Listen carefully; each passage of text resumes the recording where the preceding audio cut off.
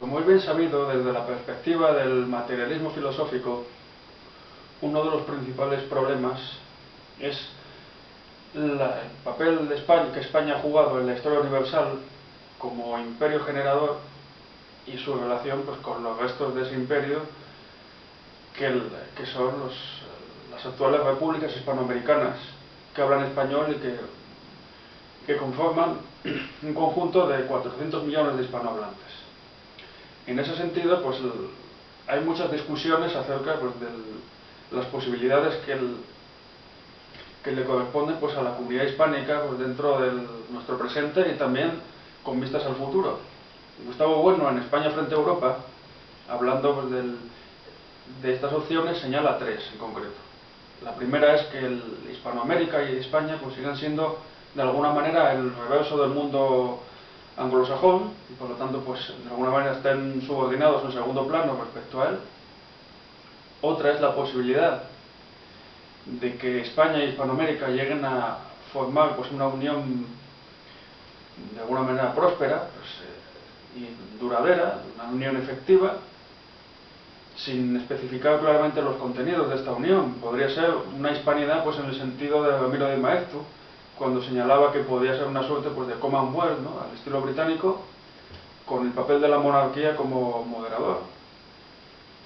Como ya señalaba pues, en los años previos de la Guerra Civil Española y como prendó pues, durante muchos años en el franquismo. O también puede ser una hispanidad pues, en la que se reduzca pues, a una serie de acuerdos comerciales, pero que de alguna manera dejen en segundo plano terceros acuerdos. Por ejemplo, pues, algunos países hispanoamericanos respecto al ALCA, la alternativa de libre comercio de las Américas,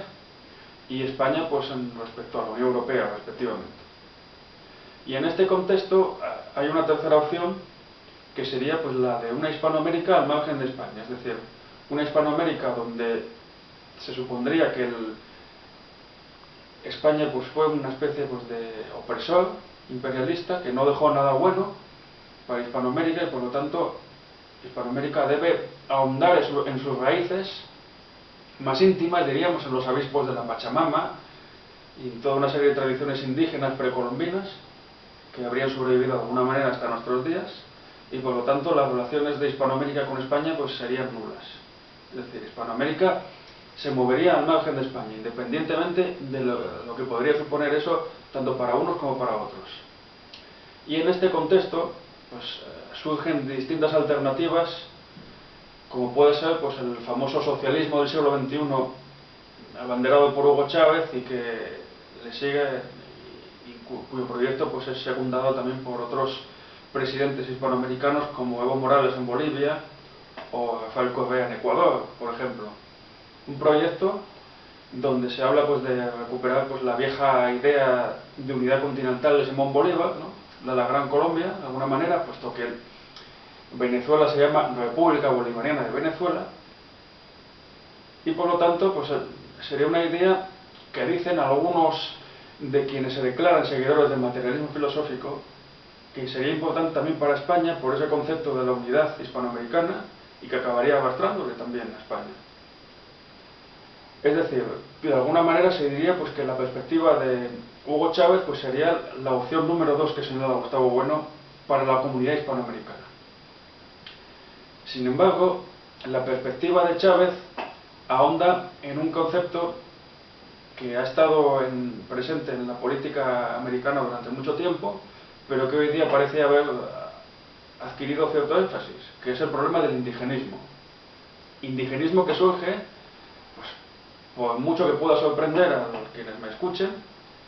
como ha señalado Gustavo Bueno, pues de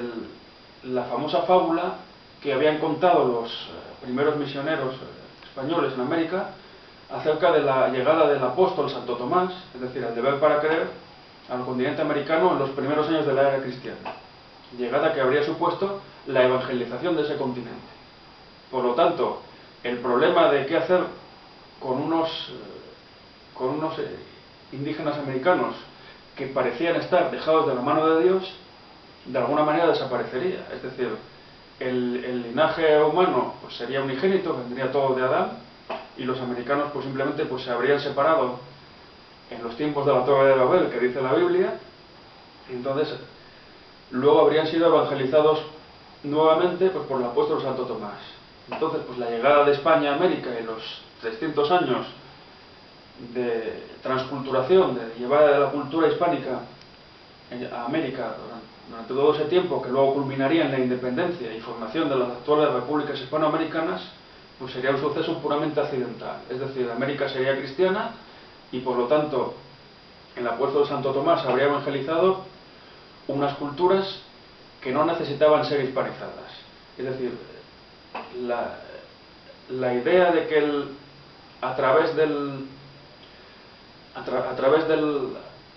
de las lenguas indígenas también sopla el Espíritu Santo, que es una idea muy propia de la Iglesia Católica y que fue la que utilizaron los misioneros para enseñar el Evangelio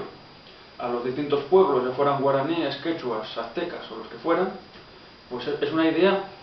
que lleva al indigenismo. Es decir, el indigenismo supone que esos pueblos, en tanto que ya son católicos, pues no necesitan del español, el español es algo postizo, y lo que tienen que hacer es volver a los abismos de la Pachamama. De hecho, pues la idea de que el apóstol Santo Tomás había evangelizado previamente a los indígenas americanos suponía, pues de alguna manera, que América ya existía antes del descubrimiento de Cristóbal Colón, y por lo tanto, América era ya una realidad efectiva, perfectamente prefigurada. Entonces, lo que habrían hecho los españoles habría sido no descubrir América, sino invadir América, literalmente. Hoy día, pues, porque resultaría pues sumamente vergonzoso, o pensarían que está loco aquel que defendiese esta idea del apóstol Santo Tomás, más allá de la leyenda, pues diversos etnólogos lo que dicen es que la llegada de distintos pueblos a América, ya sean no solo pues los primeros homínidos que cruzaron el estrecho de Bering, sino también pues la llegada de los vikingos, o incluso dicen algunos de los judíos. Se plantea pues, que los judíos habrían llegado previamente a Colón, a América, pues tendría una serie de vestigios, no solo podríamos decir etnológicos, sino incluso biológicos. Es decir, habría algunos, podríamos decir, fenotipos característicos pues, de Europa o de Oriente Medio localizables en América. Por lo tanto, América habría sido descubierta también antes, según esta perspectiva. Pero, precisamente lo que nos demuestra es que esta idea del indigenismo pues no es una idea, podríamos decir, política genuinamente, sino que es una idea etnológica, puesto que la presencia o la llegada de vikingos a América, o de otros pueblos, o incluso de los chinos, que se suele decir, pese a que hubiera registros de ella, no tienen ningún valor al nivel de la historia universal, puesto que los actuales americanos ni hablan chino, ni han dejado ningún vestigio chino actualmente reconocible. Es decir, pues los chinos no están en América propiamente más que como etnia. Y por lo tanto, esta idea étnica, que proviene pues, precisamente de la degeneración del ortograma católico del Imperio Español, que suponía que todos los hombres, o sea, que Dios conoce a todos los hombres y por lo tanto ningún hombre puede estar dejado de la mano de Dios, pues de esta corrupción ideológica que diríamos, siguiendo a Gustavo Bueno, ha surgido el indigenismo, corrupción que además lleva curiosamente pues al racismo, puesto que como cada